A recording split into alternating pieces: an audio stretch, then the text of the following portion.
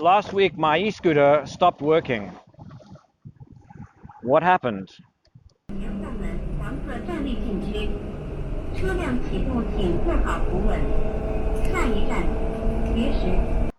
I was on my way to school, to work, and the e-scooter cut out. That day, there had been a lot of rain the night before.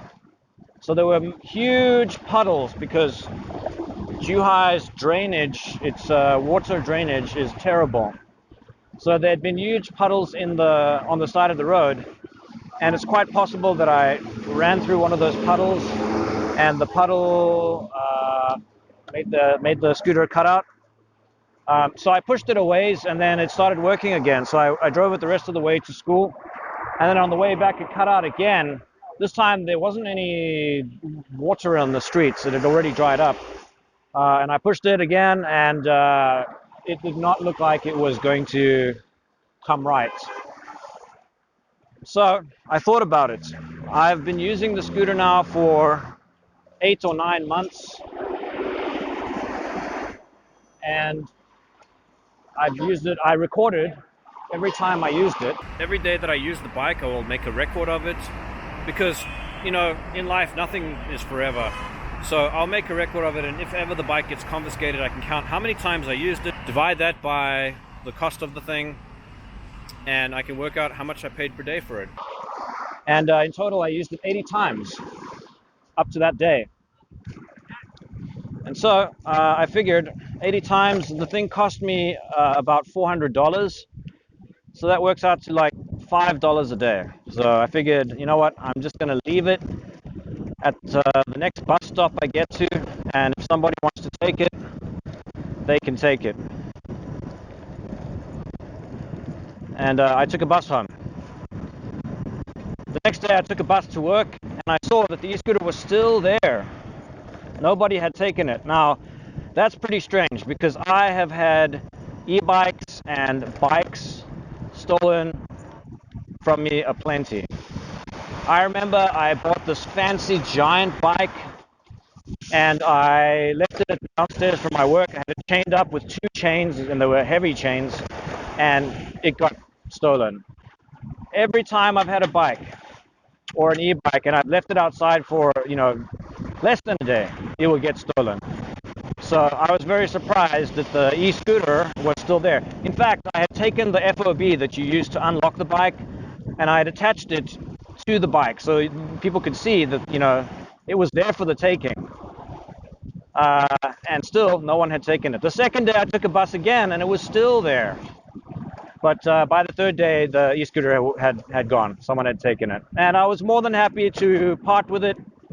I had gotten enough use out of it that I thought it was justified just leaving it there and, letting someone else enjoy it. If they wanted to get it repaired, then great. Another big reason why I left it there was because I'm starting a new job soon. And so I wouldn't be able to commute on the e-scooter anymore because my job is further. So I figured, give it to someone else. I start the new job in next month. I started. So I thought, well, I've still got another 3 weeks or so. Why don't I see if I can find something real cheap to see me through just for the next couple of weeks, and something that maybe I could still take out on the weekends and have a little bit of fun with. And I remembered in a WeChat group, someone was selling their e-bike, sorry. They were selling their e-bike for less than $100. So I contacted the guy, and he said that he had already left for Taiwan, but it was with a friend, and we arranged for it to be delivered to my apartment. And the description of the bike on WeChat was like new. He said the bike was like new. And that is obviously not true.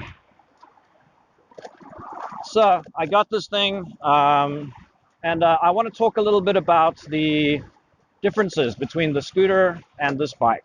But remember to take into consideration that this thing is old and well used.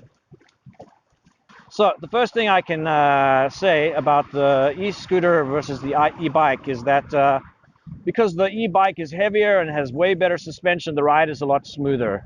The roads in Zhuhai, at least the trail I've been taking to work, has been marred by construction. Recently, they've been doing a lot of construction. I don't even know what they're doing. It looked like they were putting pipes under the ground, maybe sewage pipes. I really hoped it was drainage pipes, but I mean, you can see here, the water is obviously not being drained very well. So I really am not sure what those pipes were for. I have no idea. Anyway, so the ride on the e-bike is way better because of the suspension. Last weekend, I wanted to test the mileage of the bike to see how far I could get it. I took it to work and back, and by the time when I got home, it said the battery was still 100%, full charge. Hold on a sec. What are those guys doing? That smells really weird. Whatever they're spraying there smells really weird. So it said it was still at 100% charge. So I thought, oh, well, doing 2 trips would be easy for this thing. If it's, it's still at 100, it's still showing that it's at 100% after 1 trip. So I did another trip, and halfway through, the bike started slowing down, and then it cut out. And so I had to push it back. I would say about 5 to 6 miles. About 12 kilometers I had to push it back. So I know now that this bike, I have to charge it every day. It can only take me to and from my school once, whereas the scooter could do it twice. I would charge the scooter every other day. Now, like I said, it could be because the battery is really old on this thing. And that could be a factor. Yeah. The seat on this thing has no padding on this bike. Man, it is uncomfortable. The padding has been taken out, pulled out, or worn away, or I'm not sure. I tried stuffing stuff in there, but it's not really helping. And I don't want to spend any more on this bike because I'm gonna toss it out, the same as I did with the e-scooter eventually. I want to get 20 trips out of this thing, and then I can justify buying it, because that works out to about $5 a day, which is maybe not a lot by American standards, but $5 can get you breakfast and lunch in China. It's less than a full day's bus travel, and it's also less than a taxi. It's about the same price as a taxi to and from work. So $5 can go a long way, much further than it can in the States, I would imagine.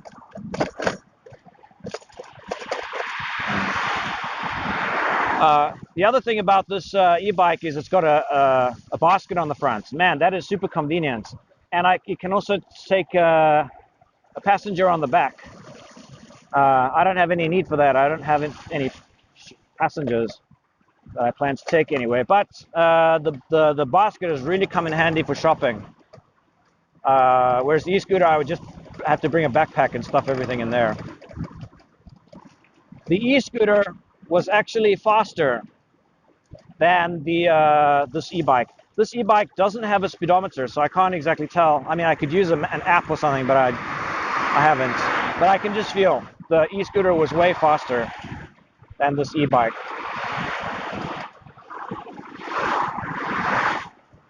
However, the e-scooter is way lighter and way smaller. So, keeping it in your house, the e-scooter is way more convenient, and you can fold it up. Having this thing in my apartment, which is a really cramped apartment anyway, is not fun. So yeah, I don't plan to keep this thing around for much longer. I think my new job has a lot of vacation time, 9 weeks a year. So I think the next time I go on vacation, I'm going to invest in an e-bicycle, like one that literally has pedals. I think that'll be the next purchase. I mean, I could really have done with pedals with this thing when the battery cut out. So yeah, that would be a good idea. If I had a choice between buying an e-bike and an e-scooter, I guess I would go with the e-scooter, unless I could find an e-bike with better range than the e-scooter and lighter and just a little bit smaller. Like, I don't need the passenger parts at the back of the e-bike. That's not important for me. But yeah, I'm happy with both. Like, I enjoy the commute to and from work. It's really, really nice. It's pretty damn safe. It's a straight path, besides this construction, which I'll do another video on, because they really screwed up my nice morning route. I enjoy both of them. I enjoy the trip, and I'm going to miss them. I'm going to miss the commute when I start my new job. Anyway, if you have any questions about these bikes, I saw some people were quite interested in the e-scooter. Please let me know in the comments, and I'll see you in the next one.